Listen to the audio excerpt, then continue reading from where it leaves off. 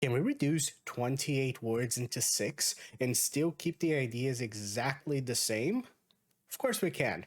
Today, that's what we're going to be checking in our quest in the categories of words. Let's get started.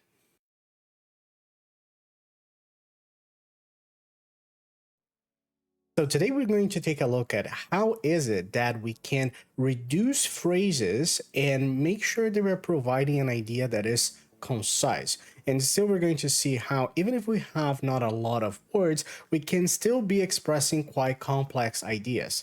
The biggest objective here is not necessarily seeing what is better than the other, but to see what some of the possibilities are.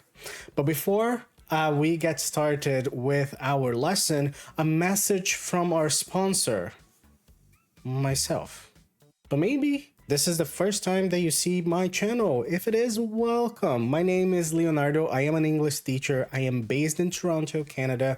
And over the last 4 years or so, I put together all of my experience as an English teacher, which, it's been only 20 years, and I spent the last 4 of them preparing 4 courses.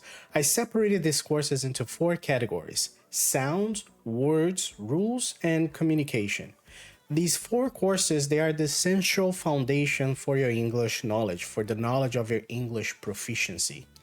You can have access to all of these 4 courses by purchasing our main missions bundle, which is priced at $379.99 Canadian dollars. But for the first 100 students that we have joining Second Nature English, you are basically going to be paying only $99.99 Canadian dollars for access to the 4 courses and you'll be able to access them for 2 years. This is an exclusive promotion for the first 100 people who purchase the main missions bundle in the period now of pre-ordering. The 4 courses are going to be launched on July 31st. We're getting closer and closer. Courses are looking beautiful. I'm so excited to show everything that we have planned with them. Don't forget also that when you get access to our courses, you are also going to have access to our reward store. So as you watch lessons, as you complete the course, you are going to accumulate points, and with those points, you are going to be able to redeem rewards. For example, books that have been adapted and adjusted to speakers of other languages, memberships of Audible. So there are many rewards that you're going to have access to. So this is a promotion that is exclusive for the first 100 students who like to purchase the main missions bundle. You're going to use the code SN100 and you are going to be purchasing the 4 courses for $99.99 Canadian dollars. All right. Thank you for listening to my promo spiel. Let's get started with some study. All right. But let's imagine that in this case, we have a sentence. Someone gave us this sentence in a writing piece, and the sentence is: the control and organization of people who travel between countries to attend college and university to get a degree tests the ability of people who manage countries everywhere. So at the same time that this sentence is a sentence that provides good information, it has a lot of words in it. More specifically, we have 28 words here, which is already in the process of exceeding the amount of words that we would like to see in a sentence. That will be something around 15 to 25. Now, first, it's important for us to break down this sentence into the usual structure of subject, verb, object. Let's take a look at that. So whenever we see a sentence that is very long, complex, and it's hard for us to understand, the first question that we need to make ourselves is, where is the verb? So in this case, when we take a look at the sentence, the verb here, the main verb of this sentence is the word tests. How do we know this? Well, when we take a look at a verb and we question the verb, what? What tests? This question helps us bring the idea of how to find the subject. And the subject of the verb tests is the control and organization of people who travel between countries to attend college and university to get a degree. That's a long subject. There's many words to express some ideas. Then we have the verb tests, and then we can think about the verb tests. Tests what? that is what is going to help us bring the object of the verb. The object of the verb in this case, we have the ability of people who manage countries everywhere. Now, when we think about this structure, it's important for us to be able to break this down into the smaller structural parts. Some people maybe believe they come from a perspective that you have subject, verb, object, so you have a sentence, and just under sentences you have words, like a sentence is a group of words. But we do have another layer in between those two that is important for us to review. So continuing the breakdown of the sentence, now we take a look at some units of information. So the first one, the control and organization of people. Then we have who travel between countries. Then we have one, to attend college and university to get a degree. We have the verb, tests. Then we have the ability of people. And finally, who manage countries everywhere. Now, if we take a look at these differences and how we separate it, how we group these words, we are basically basing them into two concepts that can help us identify and build sentences more effectively. These are concepts that are related to vocabulary or morphology, and in this case, we are talking about phrases and clauses. And the first concept is the phrase. The phrase is a group of words that represents one unit of information. It is usually made of content morphemes. Usually we're going to have one or maximum of two content morphemes grouped around functional morphemes. Now, if you're not super familiar with these concepts, we have our course, The World of Words. In this course, we're going to take a look in depth in all of these concepts, and you'll be able to have a natural progression in your English knowledge. So if you want more information about this one, our bundle, the Main Missions bundle, is available. And for the first 100 lucky students, they will be getting it at a very, very much discounted price. So back here, look how many plugs we can make. Now, the next one that we have talking about functional morphemes and content. So content morphemes is what we understand as nouns or things and names of things, verbs or actions. We also have adjectives, so characteristics of objects and nouns, and then we have adverbs as well. So those are what we know as the content morphemes. These are words that represent ideas.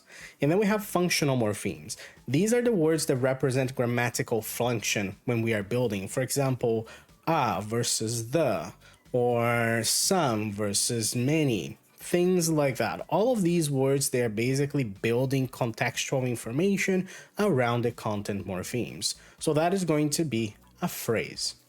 Now, the second topic that we're going to discuss is a clause. A clause is every time that we see a grouping of a subject and a verb. So by taking a look and analyzing the structure based on clauses and phrases, we're going to get into the following separation. So when we break the sentence down based on the concepts of phrases and clauses, we identify the control and organization of people as a phrase, who travel between countries as a clause. Maybe we'll learn this as an adjective clause or a relative clause, pretty much the same thing. Then we have to attend college and university as a phrase, which is immediately connected to another phrase and it repeats the consistent structure to get a degree. Then we have the verb phrase or the main verb of the sentence, tests. Then we have another phrase there, the ability of people. So you have ability, people, two nouns, and around we have two functional morphemes, the as the article, of as the preposition, but all of that is being built as one phrase. We could also analyze the phrase of the ability of people. So phrases can be as large as long as they have this mix of, most of the time they have mix of the two words. For example, in the case tests is a phrase with one word, but what we are seeing here is that those two function as this one unit of information. So we could think about the ability of people as being one phrase, but it is constructed of two smaller phrases, the ability and of people. And then after that, the same part that we had before with who travel between countries, who manage countries everywhere. So in this case, we are talking about a relative clause or an adjective clause. Now, when we are thinking about this, you see that everything is grammatically constructed well. There are no mistakes in grammar in this particular case. But we do run into a few issues when it comes to sentence structure. The first one is the fact that the subject is very long. There are many words to describe the subject. Same idea here with the object of the verb as well. So as we go from a beginner level to a pre-intermediate level of learning English as a second language, we are creating more of these longer phrases to express some ideas. As we progress in our proficiency levels, we learn that some combinations of words could be expressed with only one word. Are you able to take a look at some of these phrases and clauses and see how is it that we can translate those into one word? Are we ready to take a look? All right. So after that, what we can see is the control and organization of people. Control and organization, we are going to change that into management.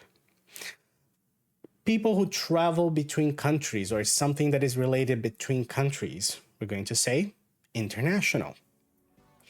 Now, people that basically go to university to get a degree, we're going to call them students. Then we have test the ability of people. So we can use the word challenge here as a verb. It is possible. Challenge can be both a noun and a verb depending on how you use it in the context and the position of the sentence. And then finally, we have people who manage countries everywhere with the word governments. So you see here that when I'm thinking about building this sentence now, what I'm going to consider is, okay, I have subject, verb, object. I have three ideas there that used to be in my subject. We have management, international, students. So I need to build a phrase, right? I need to put those in a particular order. So I need to think about what is my head. Like the head of the phrase is the most important word. All the other words are giving more context or more detailed information about that. So students, are you talking about students? No, we were talking really about the control organization. So management is going to be our head. Okay. Management or what or who? Oh, okay, management of students, but then we have management of students. I can invert that in English and I can say student management. Okay, student management, but then what type of student are we talking about? Oh, specifically we're talking about international students. So by building this as the phrase international student management, we have the verb challenge, and then we have government, challenge who for my object, right? So basically, I'm going to have government bringing us to the final sentence. International student management challenges many governments. Same idea, from 28 to 6 words. This is a way that we have to practice vocabulary because we're practicing being concise. We are creating stronger connections between words. I don't only understand international student management, but I can also explain what is the meaning of international, what's the meaning of student, what is the meaning of management. I have good skills in building phrases with 3 more complex words that use prefixes and suffixes. So this shows a very good step into the proficiency journey based on vocabulary development. All right. So this is our quest. Can you think of examples? Can you create a sentence that has like 28 to 30 words and then reduce it to 6 words? Can you put it in the chat? In the chat. I think I'm on stream. Can you put it in the comments below? Now, folks, don't forget that once again, congratulations for finishing another quest that we have for Second Nature English. Don't forget to take a look at our promotions for our bundles, and we have a stream on Thursday now, this end of May, fully dedicated to Dave the Diver. So thank you so much for everybody for watching this video. I'll see you next time. Bye bye.